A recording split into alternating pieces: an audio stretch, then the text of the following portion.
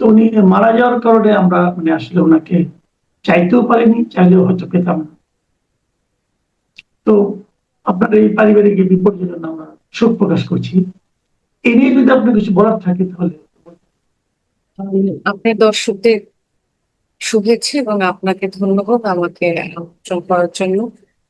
আমার কিছু বলার আছে এই ব্যাপারে, যেমন ধরেন একটা মানে ডাব্লিউটিও কনফারেন্সের মতো একটা অনুষ্ঠানে যখন যোগদান করার জন্য বাংলাদেশ থেকে আফ্রিকায় কোনো টিম যায়, সেই টিমটা যাওয়ার আগে বাংলাদেশ সরকারের উচিত তাকে আর কি কোনো প্রিকশন, যেমন ধরেন টিকা থাকলে টিকা দেওয়া উচিত, না হয় ওষুধ, ম্যালেরিয়া সাধারণত ওষুধ খায়, ট্যাবলেট খায়, সেগুলি নিয়ে তারপরে যাওয়া উচিত। যেটা হলে হয়তো ভাইয়া এভাবে মারা যেত না। এই জন্য মৃত্যুর বেদনাটা অনেক বেশি, কারণ তিনি অনলি 58, খুব যে বয়স হয়ে মারা গেছেন তা না। তারপরে হচ্ছে আম, এরপর বাংলাদেশে আসার পরে স্কয়ার হসপিটালে তাকে ভর্তি করানো হয়েছে, সেখানেও কিন্তু কোনো ধরনের কোনো আর কি পরীক্ষা নিরীক্ষা শুরুতেই করা হয়নি, পরীক্ষা করা হয়নি সোজা কথা। যখন রিকোয়েস্ট করা হয়েছে, মানে বলা হয়েছে, বুঝিয়ে বলা হয়েছে যে অনেকদিন ধরে আছে, মানে তার তো অবস্থা ডিটোরিয়েশন হচ্ছে, তখন একদম আর কি 17 তারিখে মারা গেছেন ভাইয়া, আর 15 তারিখে হচ্ছে আপনার টেস্টটা করে। তো এই জন্য আসলে মানে হসপিটালের একটা গাফিলতি আছে। সরকার কেন এরকম আর কি এতগুলি মানুষকে, তাও যে আপনার এই বাণিজ্য মন্ত্রণালয়ের মতো মন্ত্রণালয়ের মন্ত্রী নিজেও গিয়েছিলেন, তো তারও তো এরকম একটা সমস্যা হতে পারতো, তাই না? তো এই জিনিসটা আসলে খুবই দুঃখজনক এবং হতাশার যে আজও বাংলাদেশের মতো মানে আমরা বিশ্ব এত আধুনিক হয়ে গেছে, সেই অবস্থায় এখনো মানে ট্রিটমেন্টের অভাবে বা সচেতনতার অভাবে, সরকারের সচেতনতার অভাবে না অভাবে এভাবে মারা যায়। তো আজকে একজন আমাকে বলেছিলেন যে উনিও গিয়েছিলেন, উনিও মন্ত্রণালয়, তো উনি বলেছিলেন যে ব্রাসেলস থেকে যারা জয়েন করেছিল বাংলাদেশেরই, বাংলাদেশ থেকে বাংলাদেশে যারা ওখানে আপনার কূটনীতিবিদ যারা আছেন, তারা তারা কিন্তু টিকা টিকা বা আপনি যে ট্যাবলেট ওগুলি নিয়ে গেছেন, কিন্তু বাংলাদেশ থেকে যারা গেছেন তারা নিয়ে যায়নি। তো এটা অত্যন্ত দুঃখজনক। এটা নিয়ে উনি আমার কোথায় অনেক গিয়েছেন? ক্যামেরুনে? উনি গিয়েছেন কোন দেশে? ক্যামেরুনে, জি ক্যামেরুনে হুম। গিয়েছেন। এবং উনি মারা জি গেলেন ম্যালেরিয়াতে। জি, ম্যালেরিয়া আক্রান্ত হয়ে উনি যে মারা গেছেন। রোগটা মশার কামড়ে হয়। জি, মানে অনেকদিন ধরে আর কি আসার পরে 1 তারিখে ভাইয়া দেশে এসেছেন, এবং 1 তারিখে দেশে আসার পরে আহ সে ভর্তি হয়েছে হচ্ছে 13 তারিখে হসপিটালে। হ্যাঁ, আর জ্বর জ্বর এর মধ্যে মানে ধরেন 2-3 দিন পরেই অল্প অল্প জ্বর জ্বর ছিল, তো অনেক দিনই সে ভুগেছে অল্প জ্বরে। তো তারা কেউই বুঝতে পারেনি যে তার ভাইয়ের ম্যালেরিয়া হতে পারে এই। জি। আহ, প্রিয় দর্শক, আপনারা শুনলেন যে এখনো আমাদের দেশে ম্যালেরিয়ার মতো রোগেও মানুষ মারা যান, এবং ওনারা খুব শিক্ষিত পরিবার, এবং উনি নিজেও বাণিজ্য মন্ত্রণালয়ের সচিব ছিলেন। ওনার স্ত্রীও যতদূর জানি একজন চিকিৎসক ছিলেন। তো অনেক কিছু হয় সমাজে, যেগুলো অবিশ্বাস্য লাগে, তারপরেও হয়। যেমন আমরা আপনার আহ, পরিবারের প্রতি সমবেদনা জানাচ্ছি। এছাড়া তো আমাদের আর কিছু করার নেই, যতটুকু আমাদের পক্ষে সম্ভব। ঠিক আছে, আমরা এবার একটু মূল আলোচনায় আসতে চাই। জীবন তো চলবেই, শোকের মধ্যেও আমাদের জীবন চলে, আপনারও চলবে, কেয়ার করা। আমরা একটু আলোচনায় আসি। যে আলোচনা নিয়ে আলোচনা করছি, আপনি যে একজন শিক্ষক এবং দীর্ঘদিন ধরে আপনি শিক্ষক, আপনি বাংলাদেশে শিক্ষকতা করছেন, আপনি যুক্তরাজ্যেও শিক্ষকতা করেছেন, আপনি রাশিয়াতে দীর্ঘদিন শিক্ষকতা করেছেন। শিক্ষা নিয়ে আপনার প্রচুর নিজস্ব অভিজ্ঞতা আছে, নিজস্ব লেখাপড়াও আছে যতদূর আমি জানি। তো আমাদের নতুন সরকার এসেছে, নতুন সরকারের যে মন্ত্রীকে আমি সবচেয়ে বেশি দৌড়ঝাঁপ করতে দেখি, তিনি হচ্ছেন শিক্ষামন্ত্রী। এবং উনি যখন সংসদে, আপনার নিশ্চয়ই দৃশ্যটা খেয়াল আছে কিনা জানি না, উনি যখন সংসদে সদস্য হিসেবে মানে এমপি হিসেবে শপথ নিতে যান, তখন উনি কিন্তু একটা ব্যারিয়ার প্রায় লাফিয়ে পার হয়েছে। ওনার এই বয়সে লাফিয়ে পার হওয়ার দৃশ্যটা অনেকেই হয়তো ভাববেন এটা কতটা ঝুঁকিপূর্ণ। আমি দেখলাম উনি অবলীলা লাফিয়ে পার পার হলেন। তাহলে হয়তো ওনার বডি ফিটনেস ভালো এবং ওনার আপনার মনোবলও ভালো এবং ওনার মানসিকতা হয়তো লাফিয়ে পার হবে। এবং দায়িত্বে আসার পর, দায়িত্ব নেওয়ার পর উনি প্রথম প্রেস কনফারেন্সে বলেছিলেন যে আমাদের শিক্ষাকে এখন কেবল হাই জাম্প মানে লং জাম্প জাম্প দিলে হবে না, লং জাম্প, হাই জাম্প, মানে এই জাম্পটার মধ্যে আমরা মজ্জা হতো। তো আমরা সেগুলো দেখছি যে উনি বেশ কিছু সিদ্ধান্ত নিলেন। প্রথম একটা সিদ্ধান্ত নিলেন যে আগামী বছর থেকে ভর্তি পরীক্ষা চালু। সেটা নিয়ে আপনার যে উষ্মা, আপনার যে বক্তব্য, এটা আমরা শুনেছি। এখন দেখলাম উনি প্রায় সারা দেশে ঘুরছেন, অনেক জায়গায় পরীক্ষা কেন্দ্রগুলো, এসএসসি পরীক্ষা চলছে এবং এর মধ্যে উনি একজন ছাত্রকে এক্সপেল করেছেন, সেটা প্রেস কনফারেন্সে জানানো দিয়েছেন, আজ একজনকে এক্সপেল করলাম। তো শিক্ষামন্ত্রী হিসেবে ওনার এই যে আপনার কর্মকাণ্ড, আপনার কাছে একজন শিক্ষক হিসেবে, একজন অভিভাবক হিসেবে কেমন আছে? আমি একটু শুরু থেকে শুরু করি। সেটা হচ্ছে যে হাসনাত আব্দুল্লাহ যখন প্রস্তাবনাটা উত্থাপন করেছিল যে বাংলাদেশের আর কি ইয়ে পরীক্ষা আর কি ভর্তি পরীক্ষার ব্যাপারটা, সেই থেকেই কিন্তু আমি শিক্ষা মন্ত্রণালয়ের বিভিন্ন কর্মকাণ্ড বা শিক্ষা নিয়ে তাদের যে সমস্ত আর কি রিফরমেশনের চিন্তা বা শিক্ষা নিয়ে তারা কি ভাবছে সে ব্যাপারে আমি অনেক ক্রিটিক করি। আমি এ ব্যাপারে আপনি বলতে পারেন আমি অত্যন্ত আর কি আম, বড় একজন সমালোচক। হ্যাঁ, কারণ হচ্ছে শিক্ষা ব্যবস্থাটাকে আমি নিজে এক্সপেরিয়েন্স করেছি দীর্ঘদিন ধরে, যেহেতু আমি পড়াই এবং আমি খুব কন্টেম্পোরারি কারিকুলাম গুলি আমি পড়াই, হাইব্রিড কন্টেম্পোরারি যে এখনকার কারিকুলাম গুলি, সেই কারিকুলাম গুলি আমি পড়াই।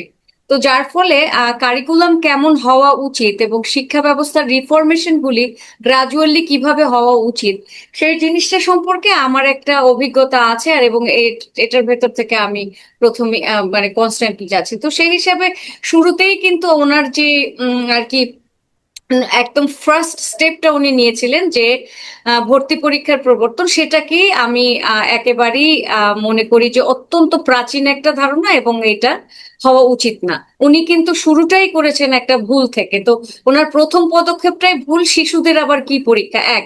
দ্বিতীয়ত এডুকেশন এমনই একটা জিনিস, শিক্ষা এবং বিশেষ করে প্রাইমারি এবং সেকেন্ডারি এডুকেশন, সেটা কিন্তু সবার জন্য সমান এবং শিক্ষা সবার জন্য হবে। সেই শিক্ষা ব্যবস্থা সরকার যে ব্যবস্থাটা গ্রহণ করবে, সরকার করবে হচ্ছে গিয়ে সবার জন্য, এবং তারা সরকারি যে স্কুলগুলি সেগুলিকে ফোকাস করবে।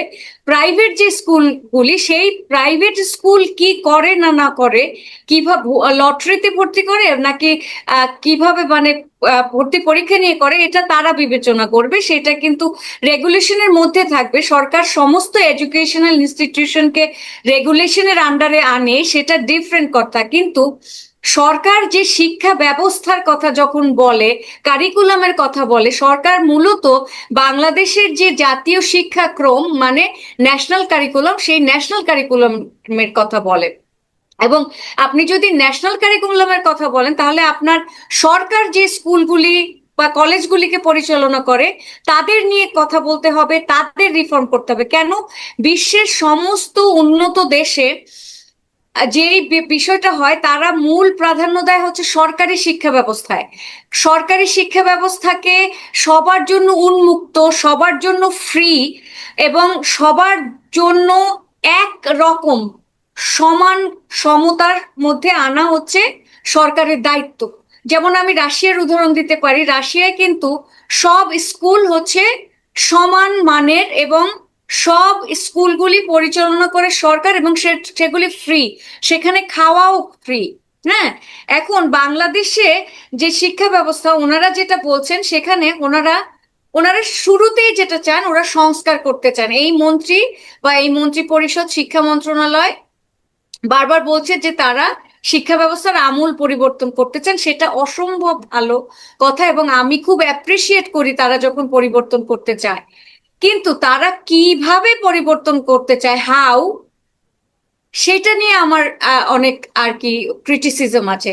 তাহলে তাদের পরিবর্তনগুলি এখন যে করার যে বিষয়গুলি আনতে হবে, তাহলে প্রথম কি আনতে হবে যে তাদের যে সরকারি স্কুলগুলি আছে সেই স্কুলগুলিকে জোনিং করতে হবে, তারপরে তাদের পুরো সিস্টেমটা চেঞ্জ করতে হবে। আমার প্রথম আর্গুমেন্ট হচ্ছে এটা। আমি যদি বলি আমি শিক্ষামন্ত্রী, আমি যদি বলি যে আমি শিক্ষা ব্যবস্থাকে কন্টেম্পোরারি করব, যুগোপযোগী করব, এমন ভাবে করব যাতে স্কিল তৈরি হয়, দক্ষতা তৈরি হয়, এবং শিক্ষা ব্যবস্থাকে এমন করতে হবে যেটা এই যে ফোর্থ ইন্ডাস্ট্রিয়াল রেভলিউশন এখনকার সময়ের যে চ্যালেঞ্জগুলি, যে মানুষ যে জব হারাচ্ছে এবং এআই এর যুগে মানুষ বিপুল পরিমাণে জব হারাবে, বিশেষ করে যে জবগুলি আপনার মেশিন রিপ্লেস করতে পারে, যেমন ধরেন লেবার জব, পরিষ্কার পরিচ্ছন্নতা, বিভিন্ন যে লেবাররা আছে, লেবারদের জবগুলি আপনার মেশিন রিপ্লেস করে নিবে। এখন এই লেবারদের কি হবে, তারা কোথায় জব পাবে? তাহলে ভবিষ্যতের যে ফিউচার এডুকেশনটা হবে হচ্ছে স্কিল বেসড, এবং সেটা সম্পূর্ণ রিফরমেশন আসতে হবে। তাহলে আপনি যে কোয়েশ্চেনটা করেছেন যে উনি শিক্ষামন্ত্রী এখন এসএসসি পরীক্ষায় ঘুরে ঘুরে নকল ধরছেন, সেই জিনিসটার সাথে ওনাদের যে মানে আলোচনা, ওনারা যা চাচ্ছেন, ওনাদের রিফরমেশনের ধারণা এবং ওনারা যেভাবে রিফরমেশন করতে চাচ্ছেন, পুরো জিনিসটাই কন্ট্রাডিক্ট করছে। আপনার নকল সিস্টেমটার প্রবর্তন কেন হয়েছে? শিক্ষা ব্যবস্থার ফল্টের কারণে। আমাদের শিক্ষা ব্যবস্থা ফল্টি, কারণ সেখানে সিস্টেমের একটা সমস্যা, সিস্টেমগত এরর আছে। সিস্টেমগত এররের কারণে যেটা হয়েছে যে শিক্ষার্থী নকল করার সুযোগ পায়। আমাদের শিক্ষা ব্যবস্থার কারণে নকলটা হচ্ছে।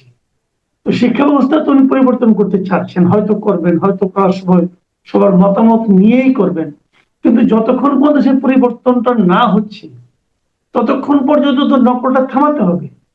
সেই জন্য কি নকল ধরার যে উনি যে কাজটা করছেন, আমি মানছি যে ঘুরে ঘুরে নকল ধরা শিক্ষামন্ত্রীর কাজ নয়, কিন্তু ওনার ঘুরে ঘুরে ধরার কাজ না হলেও নকল করার যে প্রবণতাটা আমাদের দেশে প্রচলিত আছে, এটাকেও তো থামাতে হবে যতদিন পর্যন্ত নতুন শিক্ষা ব্যবস্থা না আসে।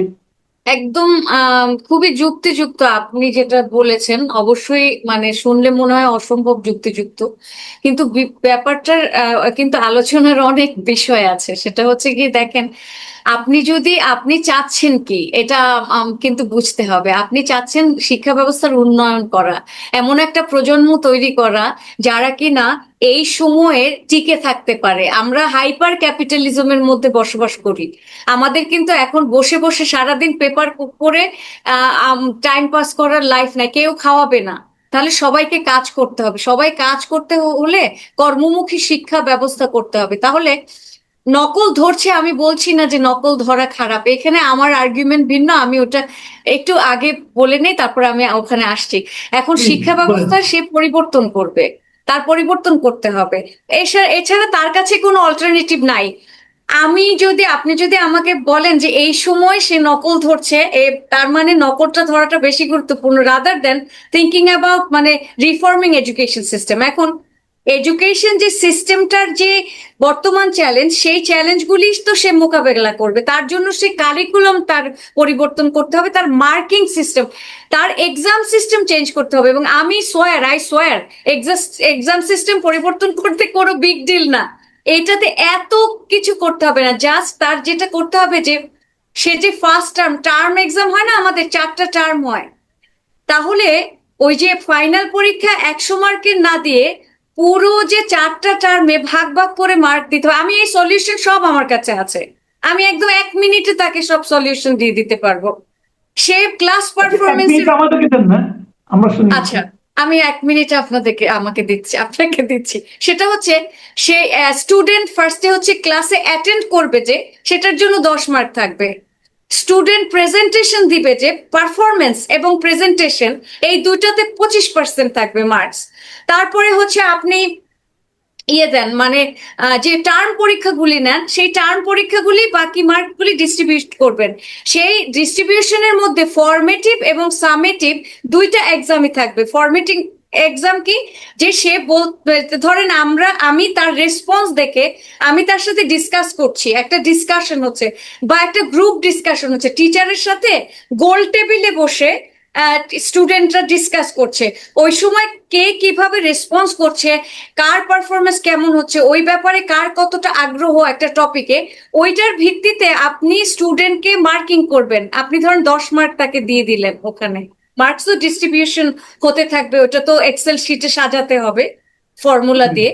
তারপরে আপনি তার মানে কি যে সে এখানে কি করছে, তার স্কিলটা কিভাবে, এই যে এডুকেশন, আপনি যদি আমাদের বর্তমান এডুকেশন সিস্টেম যেটা আছে নলেজ বেসড, সেই নলেজ বেসডেও যদি লেগে থাকেন, আপনি স্কিলে নাও যান, ধরেন আপনি যাচ্ছেনই না যে না আমি স্কিল বেসডে যাচ্ছি না, আমি নলেজেই আছি, সেটাকেও আপনি স্কিলে প্রবর্তন করতে পারছেন।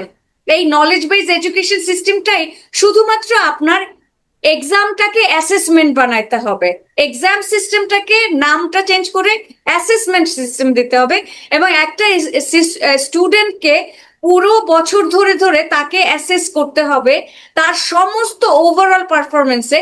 এবং এই যখন তার ধরেন রিটেন এক্সাম ধরেন শুধু যদি 30 মার্কের হয় সারা বছর বসে, বা 25 মার্ক হয়, এবং সেখানে এমন কিছু থাকবে না যেটা কিনা আপনার সিন, সে তার আগের বছর কি এসছে বা কোনো বই সলভ করেছে, টেস্ট পেপার সলভ করেছে, সেখান থেকে আসছে, এই সিস্টেমে না। তাকে আপনি কেস স্টাডি দিতে পারেন। আমি একটু বড় ক্লাসের কথা বলছি, এসএসসির কথা যখন যেহেতু আমি বলছি, সেহেতু কিন্তু আমি এসএসসির ওই এইজ গ্রুপকে কেন্দ্র করে কথাগুলি বলছি। তাহলে একে যদি আপনি একটা কেস স্টাডি সলভ করতে দেন, সেই কেস স্টাডিতে কিন্তু তার নকল করার কিছু নাই, বরঞ্চ তার যে মেধা, সেই মেধা বিকাশ করবে, তাহলে সেও একদিন মাসুদ কামাল হতে পারবে, বসে বসে এরকম আর কি ইন্টেলেকচুয়াল কনভারসেশন করতে পারবে। তার মানে কি, সে প্রেজেন্টেশনও দিতে পারবে, সে এরকম টক শো করতে পারবে, কারণ সে তো অভ্যাস হয়ে গেছে প্রেজেন্টেশন করে করে সারাটা না বছর। ঠিক আছে, আপনি যেটা বললেন সে ঠিক আছে, কিন্তু আমার কথা হলো কি, তাহলে কি একটা সার্টেন টাইম পরে, ধরেন আপনার ক্লাস 10-এ যে অথবা ক্লাস 12-এ যে কোনো পাবলিক পরীক্ষা কি তাকে বসতে হবে না? যে পাবলিক পরীক্ষাগুলি কি এই একই প্রক্রিয়া অ্যাসেসমেন্টের মতো হবে? পুরো পরীক্ষাটাই এটাই পুরো প্রক্রিয়া, এর বাইরে কোনো প্রক্রিয়া নাই। আমি যেটা বলেছি এটা হচ্ছে অল্টারনেটিভ মডেল, এবং এই মডেলে আপনার শিক্ষামন্ত্রীর মতো একটা মানুষের দাঁড়ে দাঁড়ে যে স্কুলে স্কুলে যে ট্রমাটাইজ করতে হবে না শিক্ষার্থীদেরকে, বা তার এই সমস্ত কিছুই করতে হবে না, স্কুল নিজে সবকিছু করে ফেলবে। শিক্ষার্থীরা নিজের গরজে স্কুলে আসবে, তার সে যখন জানবে যে আমি 10 মার্ক পাবো স্কুলে গেলেই, সে এমনিতেই স্কুলে আসবে, সে পাংচুয়ালিটির জন্য আপনি তাকে মার্কস দিবেন। তারপরে আপনি তার মার্কিং, আমাদের কিন্তু বিহেভিয়ারে মার্কিং আছে, সে সারা বছর কেমন বিহেভ করছে, ক্লাসে যদি সে ডিস্টার্ব করে সে তার কিন্তু মাইনাস মার্কিং হয়। তার মানে কি, আপনি স্টুডেন্টের বিহেভিয়ারটা তাকে অ্যাবিউজ না করে, তাকে গালি না দিয়ে, বকা না দিয়ে, ধমক না দিয়ে পুরো মেনটেন করতে পারছেন। কারণ তাকে আপনি যখনই রেগুলেশনের আন্ডারে নিয়ে আসবেন, আপনি তো বলছেন যে তোমার বিহেভিয়ারের উপরে সারা বছর বসে তোমার ফাইনাল পরীক্ষায় মার্কিং যোগ হচ্ছে, তার মানে সে বিহেভিয়ারকে সে নিজেই কন্ট্রোল করছে, সে জানছে। এবং ওইটার চার্ট যদি আপনি একটা মেনটেন করেন, আপনি ফুল এভাবে করেন, আপনার কোনো ভাবেই না, এই এটা কি তাহলে আমাদের আমাদের বর্তমান যে শিক্ষকরা আছেন প্রাইমারি এডুকেশনে অথবা আপনার সেকেন্ডারি এডুকেশনে যারা শিক্ষক হিসেবে যারা আছেন, তারাও কি এই পদ্ধতির সঙ্গে খাপ খাইয়ে নিতে পারবেন? এই পদ্ধতি শিক্ষকের জন্য অনেক সহজ, শিক্ষার্থীদের জন্য অনেক এনগেজিং, মানে এটা হচ্ছে স্টুডেন্ট সেন্টার্ড লার্নিং বলে। আপনি পুরো এডুকেশনটাই যখন মানে বাংলাদেশের এডুকেশন সিস্টেম হচ্ছে শিক্ষকরা সারাক্ষণ লেকচার দেয়, আর শিক্ষার্থীরা লেকচারটা নলেজটা গ্রহণ করে, আমি নলেজ দিচ্ছি, শিক্ষার্থী নলেজ গ্রহণ করছে। কিন্তু বিষয়টা এরকম হবে না, বিষয়টা হচ্ছে এডুকেশনকে আমি ফ্যাসিলিটেট করব, তার জন্য সে অ্যাক্টিভিটি করবে, এটাকে বলে অ্যাক্টিভিটি বেসড এডুকেশন। তার কাজটা সে করছে, সে ক্লাসে পড়াচ্ছে, প্রেজেন্টেশন দিচ্ছে, ধরেন আমি তাকে টপিক দিব, সে টপিকটা রিসার্চ করবে, আমি ধরেন তাকে বুঝিয়ে দিলাম, তারা রিসার্চ করছে, তারা এসে ওই একই টপিকে পরের দিন প্রেজেন্টেশন দিচ্ছে বা নেক্সট উইকে সে প্রেজেন্টেশন দিচ্ছে, পড়াচ্ছে পুরো ক্লাস, ক্লাসের যে তার বন্ধুরা থাকবে তাদেরকে সে কোয়েশ্চেন আনসার করতে সুযোগ পাবে। এবং এটা কিন্তু টু ওয়ে মার্কিং, স্টুডেন্টরা যখন ধরেন সে সে তার ফ্রেন্ডসদেরকে মার্কিং করতে পারবে। পিয়ার পিয়ার আর কি মার্কিং এর একটা ব্যাপার আছে যে আপনি স্টুডেন্ট নিজেই তার বন্ধুকে স্কোর দিচ্ছে, মার্কস দিচ্ছে যে তার বন্ধু কত পাচ্ছে। তার কথা না শুনলে সে তার তার যে সে যে ইয়ে করছে, প্রেজেন্টেশন দিচ্ছে, সেই প্রেজেন্টেশন যদি কেউ ঠিক হয়, কেউ না শুনে ডিস্টার্ব করে, সেক্ষেত্রেও নেগেটিভ মার্কিং আছে। তার মানে কি, এই যে বিহেভিয়ার এবং এডুকেশন পুরোটাই হচ্ছে আপনার ম্যানেজড, আপনি নিজেই সিস্টেম দিয়ে ম্যানেজ করে ফেলেছেন। এখানে যতটুকু রিটেন আসবে, আমি বললাম না, আপনি একটা সিনারিও দিয়ে দিলেন।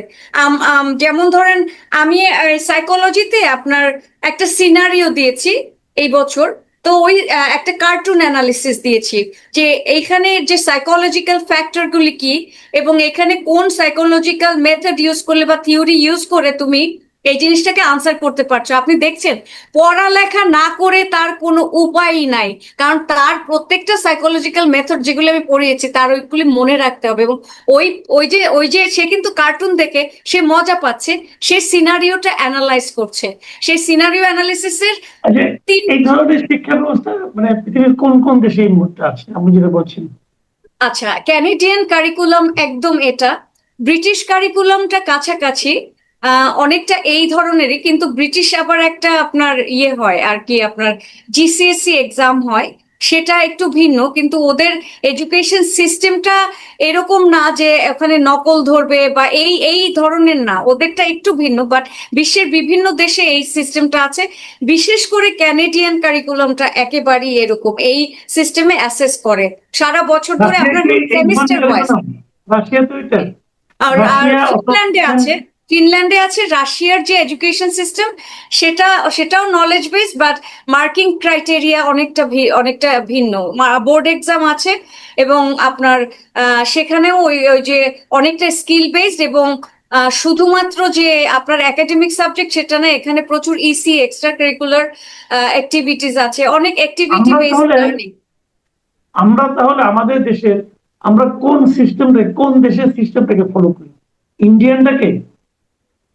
আমরা ওই যে আমাদের ইন্ডাস্ট্রিয়াল রেভলিউশনের সময় যে শিক্ষা ব্যবস্থা তৈরি হয়েছিল, প্রথম কিন্তু শিক্ষাটা এরকম ছিল। আমাদের যে আর্লি হিউম্যান বিং, আমাদের যে হান্টার গ্যাদারার সোসাইটি থেকে কৃষি নির্ভর সোসাইটিতে আমরা যখন আসছি, তখন কিন্তু আমরা যে শিক্ষা, সেটা কিন্তু আমাদের জন্য একটা স্কিল ছিল। আমরা কিভাবে ফুড সংগ্রহ করতে হবে আমরা দেখে দেখে শিখতাম। আমাদের জীবন যাপন করার জন্য যা কিছু দরকার ওইটা আমরা স্কিল হিসেবে শিখেছি। পরবর্তীতে ইন্ডাস্ট্রিয়াল রেভলিউশনের সাথে সাথে নলেজের মধ্যে এসে গেছে আমাদের নলেজ বেস এডুকেশন সিস্টেম, যেখানে মেমোরাইজিং এর ব্যাপার থাকতো, ক্যালকুলেশনটাকে মুখস্থ করার ব্যাপার ছিল, অনেক কিছু। এখান থেকে এখন এসে আমাদের যেটা করতে হবে সেটা হচ্ছে এই ব্যবস্থাকে পরিবর্তন করে করে আবারও আমাদের স্কিলের দিকে যেতে হবে, ভোকেশনাল দিকে যেতে হবে সবার। আচ্ছা, কিন্তু হুম যা হচ্ছে হচ্ছে, এখন আমাদের সময় প্রায় ফুরিয়ে এসেছে।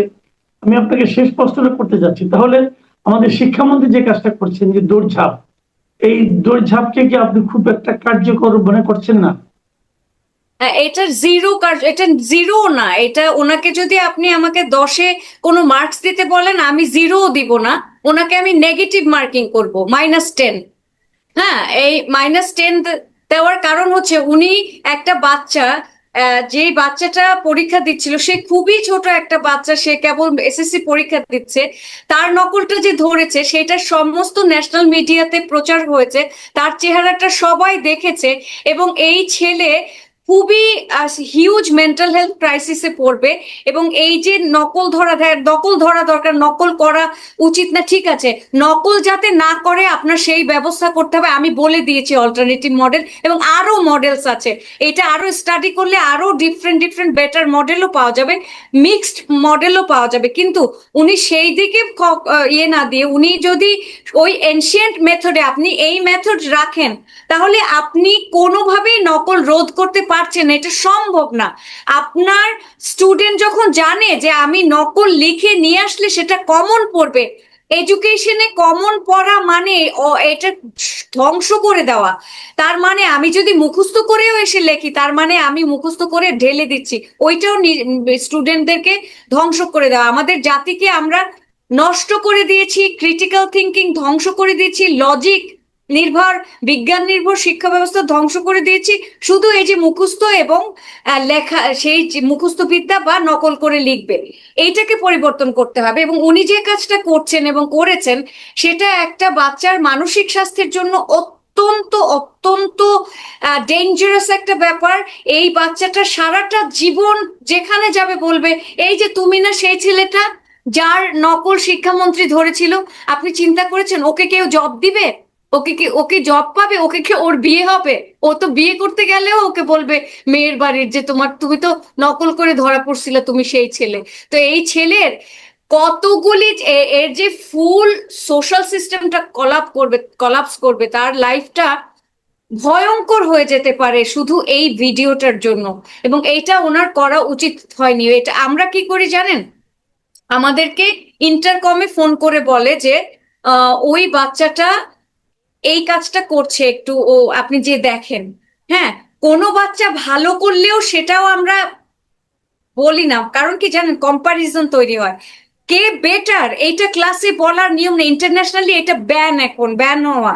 আপনি আপনি বাচ্চাদের ক্যাটাগরাইজ করতে পারবেন না, কারণ এক একটা বাচ্চা এক এক দিকে যাবে। এক একটা বাচ্চা, এই যে কম্পিটিশন, এটা কোনো দরকার নেই টক্সিক কম্পিটিশনের। কারণ ক্লাসে ধরেন যদি 40টা বাচ্চা থাকে, 40টা বাচ্চার প্যাশন 40 দিকে, সবাই ডাক্তার হবে না, সবাই ইঞ্জিনিয়ারও হবে না, সবাই বিজনেসও করবে না। মানে এক একজনের প্রতিভা এক এক, একজন সিঙ্গার হতে পারে, একজন ডাক্তার হতে পারে। সুতরাং তারা কম্পিট করবে নিজের সাথে, নিজের মেধা এবং নিজের যে প্যাশন, সেই প্যাশনের দিকে যাওয়ার দিকে সে হচ্ছে তার মেধাকে সে ডেভেলপ করবে। এই ক্ষেত্রে এই বাচ্চাদেরকে আপনি এই সিস্টেমটা থেকে বাঁচান। এই সে নকল আনলে কমন পড়বে, সেইটা দেখে লিখতে পারবে, এই আইডিয়াটাই যদি তার না থাকে, তাহলে তো নকলই হবে না।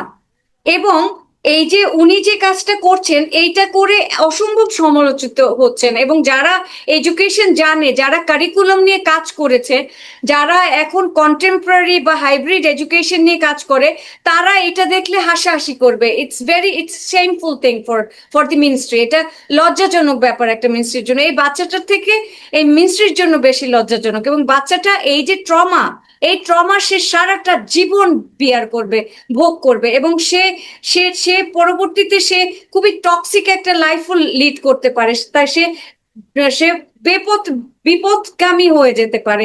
তো বাচ্চাদেরকে কখনো তার ফ্লস, তার ফল্ট এভাবে দেখাতে হয় না। আপনি পুরা জাতিকে একটা বাচ্চার ফল্ট দেখাতে পারেন না। আপনি একজন শিক্ষামন্ত্রী, আপনি অসম্ভব রেসপন্সিবল একটা পার্সন।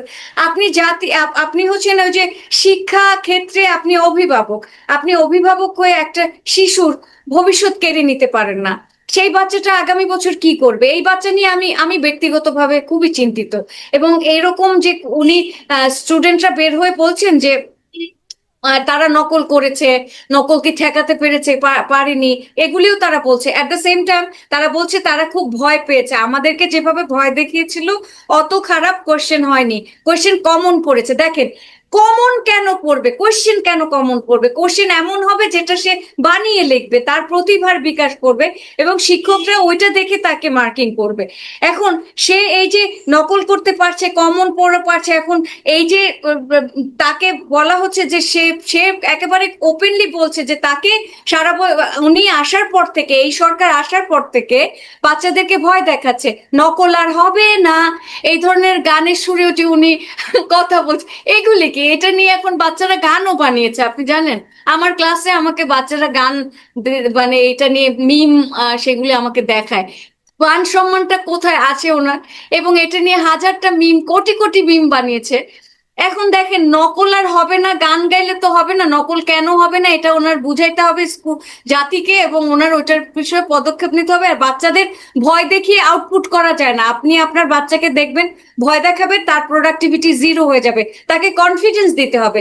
তো একটা শিক্ষা মন্ত্রণালয়ের মতো একটা জায়গা, তারা পুরোটা সময় বাচ্চাটাকে ভয় দেখালো, বাচ্চাদেরকে ভয় দেখালো যে এবার কিন্তু অনেক কড়া পরীক্ষা হবে, তুমি ভয় পাও, এবং বাচ্চারাও কিন্তু পুরো ট্রমাটাইজড হয়ে তারা মানে পরীক্ষা দিতে গেছে। এটা ঠিক হয়নি, এটা মেন্টাল হেলথের জন্য খুবই খারাপ হয়েছে। এবং শিক্ষা মন্ত্রণালয়ের কাছে আমার আবেদন এবং রিকোয়েস্ট যে আপনারা বিশ্বের উন্নত যে ব্যবস্থাগুলি, কন্টেম্পোরারি হাইব্রিড এডুকেশন এবং ফোর্থ ইন্ডাস্ট্রিয়াল রেভলিউশনের জন্য এমন একটা শিক্ষা ব্যবস্থা আপনারা গ্রহণ করেন, এক্সপার্টদের সাথে কথা বলেন। এক্সপার্ট বললেই আবার বিশ্ববিদ্যালয়ের এই জাহাঙ্গীরনগরের আর হচ্ছে আপনার ওই ওই ঢাকা ইউনিভার্সিটির শিক্ষকদের নিয়ে তারা বসাবে। আর বাংলাদেশের শিক্ষকরা যারা এই সিস্টেমেই আছে, যারা কিছু জানে না, তাদের সাথে কথা বলবে। তাতে যে লাউ সেই কদু, তো লাউ কদু না করে যা মানে